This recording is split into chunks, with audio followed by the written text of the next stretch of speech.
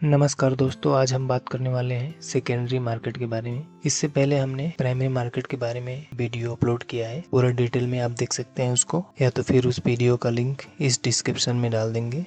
तो चलिए समझते हैं सेकेंडरी मार्केट के बारे में।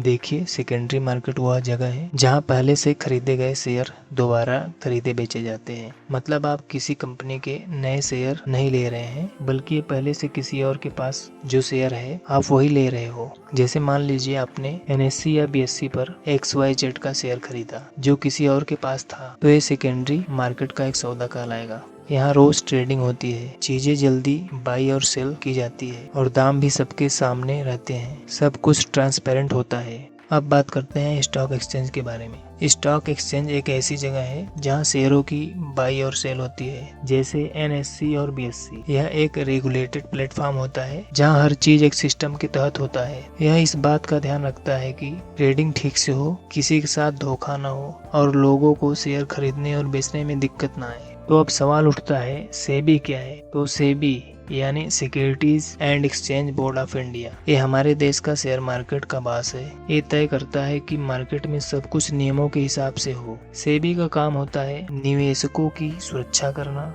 गलत काम रोकना और मार्केट को सही तरीके से चलाना। तो ट्रेडिंग के लिए सबसे पहले डीमेट अकाउंट चाहिए। तो डीमेट अकाउंट वैसा ही है जैसा कि बैंक अकाउंट, लेकिन इसमें पैसे की जगह आपके शेयर रखे जाते हैं, वो भी डिजिटल फॉर्म में। अब कोई फिजिकल सर्टिफिकेट नहीं, सब कुछ ऑनलाइन होता है। जब आप शेयर खरीदते हो या बेचते हो तो इसी खाते में दिखते हैं। डीमेट अकाउंट के बिना आप शेयर ट्रेड नहीं कर सकते हैं। अब बात करते हैं मार्केट कैपिटलाइजेशन के बारे में। तो मार्केट कैप से पता चलता है कि किसी कंपनी की मार्केट में कितनी वैल्यू है। फार्मूला सिंपल है। जैसे मान लीजिए किसी कंपनी के 10 करोड़ शेयर हैं और हर एक का दाम 500 रुपए है, तो मार्केट कैप होगा 5000 करोड़। इसी से पता चलता है कि कंपनी बड़ी है या छोटी है या फिर मीडियम है। अब बात करते हैं NSE और BSE की मार्केट टाइमिंग क्या है। तो शेयर बाजार रोज सुबह 9 बजे प्री ओपन होता है। 9:15 से असली ट्रेडिंग शुरू होती है और 9:30 तक चलती है। इसके बाद थोड़ी देर तक पोस्ट क्लोजिंग सेशन भी होता है जो 3:40 से 4 बजे तक होता है।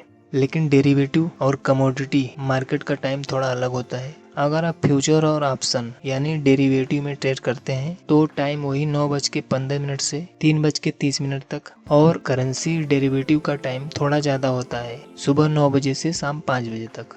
कमोडिटी मार्केट सुबह 9 बजे से लेकर रात 11:30 या 11:55 तक खुला रहता है।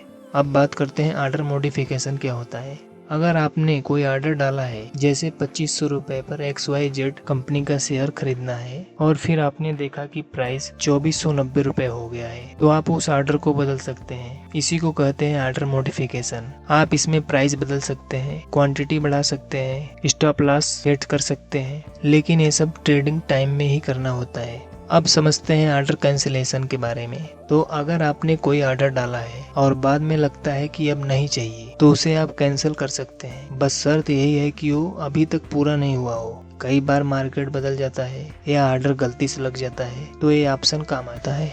अब सबसे जरूरी सवाल, स्टॉप लॉस ऑर्डर क्या होता है। मान लीजिए आपने 100 रुपए पर कोई शेयर खरीदा है और आप चाहते हैं कि 95 रुपए से नीचे आ जाए तो बेच देना है, तो आप 95 रुपए पर स्टॉप लॉस लगा सकते हो। जैसे ही प्राइस 95 रुपए पर आता है, आपका बेचने का ऑर्डर एक्टिव हो जाएगा। इससे ज्यादा नुकसान नहीं होगा। चलिए अब समझते हैं टिक साइज के बारे में। टिक साइज का मतलब है प्राइस में जो सबसे छोटा बदलाव हो सकता है। जैसे NSE और BSE में ये 0.5 रुपीज है, मतलब प्राइस 100 रुपए से सीधे 100.05, 100.10 ऐसे बढ़ेगा। 100.03 जैसा प्राइस नहीं हो सकता।